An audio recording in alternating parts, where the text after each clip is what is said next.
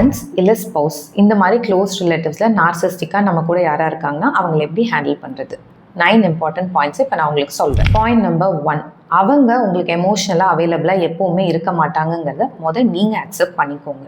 Point number 2, எல்லா personal இன்ஃபர்மேஷனையும் share பண்ணாதீங்க. Because அவங்க லேட்டர் அந்த பர்சனல் இன்ஃபர்மேஷனை வெப்பனைஸ் பண்ணுறதுக்கு சான்சஸ் அதிகமாக இருக்குது. 3, அவங்களோட மூட் உங்கள் மூடாக ஆகக்கூடாது. ஸோ டிட்டாச்மெண்ட்டை ஃபாலோ பண்ணிக்கோங்க. பாயிண்ட் நம்பர் 4, அவங்க கிட்ட எப்போவுமே வேலிடேஷன் சீக் பண்ணாதீங்க. அவங்க கிரிட்டிசிசம்ஸையும் ரொம்ப பர்சனலாக எடுத்துக்காதீங்க. பாயிண்ட் நம்பர் 5, அவங்க கூட ஒரு ஆர்கியூமெண்ட்டை வின் பண்ண ட்ரை பண்ணாதீங்க. It will make you lose your peace. Point number 6, stop trying to prove yourself. நீங்கள் ஏதாவது ஒரு விஷயத்தை அச்சீவ் பண்ணாலும் அதோட அப்ரிசியேஷன் ரொம்ப கன்சிஸ்டண்ட்டாக இருக்காது, கண்டிஷனலாக தான் இருக்க போகுது. பாயிண்ட் நம்பர் 7, எக்ஸ்பிளைன் பண்ணாமல் நோ சொல்ல கற்றுக்கோங்க. பவுண்டரிஸ் மெயின்டைன் பண்ணுறது டிஸ்ரெஸ்பெக்டே கிடையாது.